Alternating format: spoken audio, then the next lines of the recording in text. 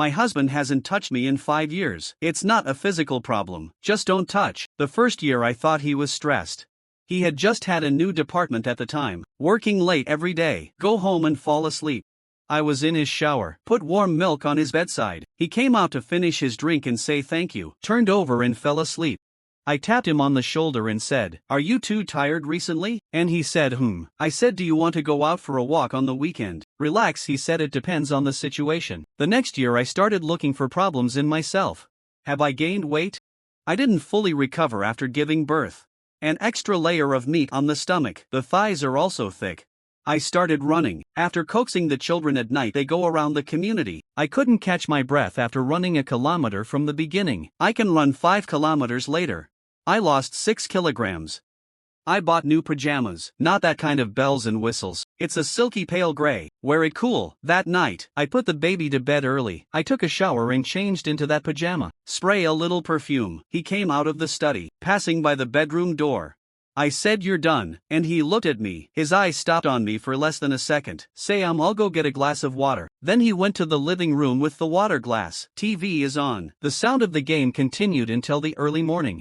I sat by the bed. Take off that pajama. Back to the old t-shirt I usually wear. That pajama was later stuffed in the innermost part of the closet by me. Never took it out again. The third year I couldn't help it. So one weekend, the child is not at home. I sat at the dinner table with him. Eat half. I put down my chopsticks. "Is there a problem between us?" He looked up at me. "What's the problem?" And I said, "Okay. Don't you think it's been a long time since we've had that?" He paused for a moment. Then continue to serve. "Say you think too much. I'm just tired."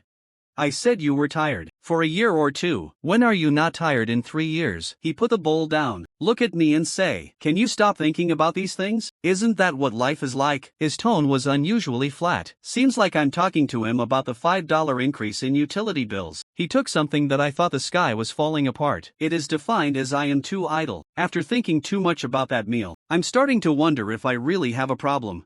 Is it because I have high expectations for marriage? Are all couples like this at this age? I'll search online, searched until 3 a.m., read a lot of posts, no answer. Some women say they meet their husbands once a month. Some people say once every 6 months. Some people said they had already slept in separate rooms. I felt even more miserable after watching it. Because in those posts, even the coldest couple, at least one more frequency, and I even have a luxury once every 6 months. The fourth year I made one last effort. It was my birthday. We agreed in advance. Take the baby to grandma's house. I took half a day off. I went to the supermarket to buy vegetables, made a table of his favorite food. I also bought 2 movie tickets. It's a movie he mentioned he wanted to see before. He came back and was happy to see a table of dishes. Asked me what day it is today. I said my birthday. He patted his forehead. Say I forgot and take $2,000 out of my wallet. Put it on the table. Say you're going to buy something you like tomorrow. I didn't touch that money. We had dinner. I said go to the movies. He said he was too tired. No, let's talk about it next week. That night after he fell asleep, I went to the bathroom, sitting on the toilet seat, locked the door. I didn't cry, I just sat there. The man in the mirror is wearing a pilling pajama, hair tied casually. I sat in that bathroom for a long time. I remember a lot of things. Remember when we were in love. He can kiss me secretly in the last row of the movie theater. Remember the first 2 years of marriage. He came back from a business trip. The first thing you do is you pick me up and take a spin. In the 5th year I have stopped taking the initiative. It's not that you don't want it. It's the act of initiative itself became a humiliation. Every time you reach out your hand, they were all blocked back neither lightly nor heavily. Every time you wear a new dress, it's like performing against the wall. Your every hint, all fell to the ground and no one picked it up. It's been a long time. You learn not to reach out. Don't worry, don't tell me, I tell myself. Just pretend there's no such thing. But the body is honest. He wakes up in the middle of the night. It feels empty. It gets cold. It's not cold like it's cold. You were rejected by someone from the inside out for 5 years. Your whole being is chilling. I sometimes turn to look at him in the middle of the night. I want to ask in my heart, what do you think of me? Is it that I don't look good? Am I not attractive? Or are you out there with someone? But I don't even have the courage to ask, because no matter what the answer is, it's all knives. He said he doesn't feel it anymore. It's a knife. He said someone was outside. It was a knife. He said nothing happened. Just don't want to touch. You are the largest knife. And then I discovered something. It's not that he doesn't touch me. He doesn't need me. He keeps a lot of stuff in his phone.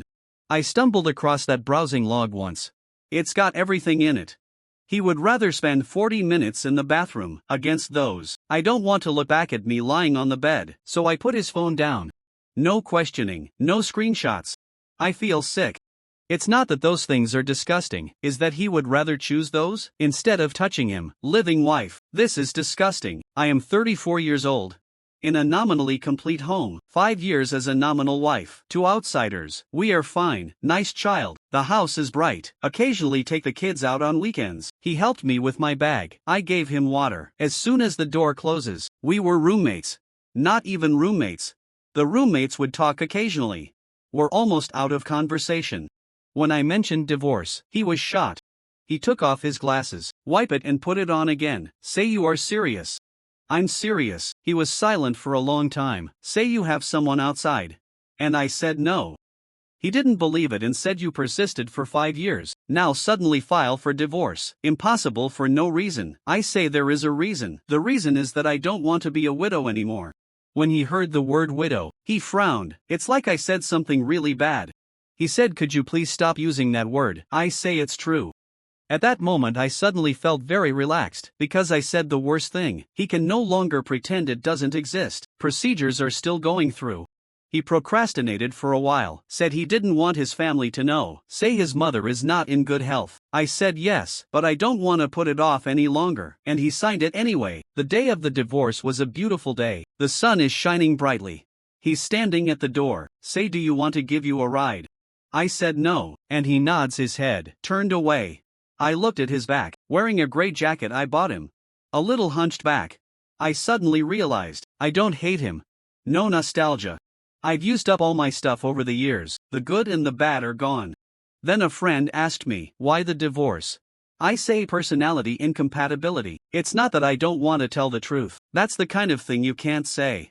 You can talk to people at the dinner table. My husband didn't touch me for 5 years. No, so what I tell everyone is personality incompatibility. Character is really different. His personality is cold. My personality is forbearance. These two personalities together. It's a long. No one won the war of attrition. I just can't take it anymore. Now I'm alone with my kids. Sometimes the tired waist can't straighten up, but the heart is bright. What time do you want to sleep on weekends? No need to prepare a table of dishes carefully, waiting for someone who doesn't look at me to come home. I still have my pale gray pajamas, wear it once after moving out. Standing in front of the mirror and looking at it, it's nice. I'm going to buy a new one, change color.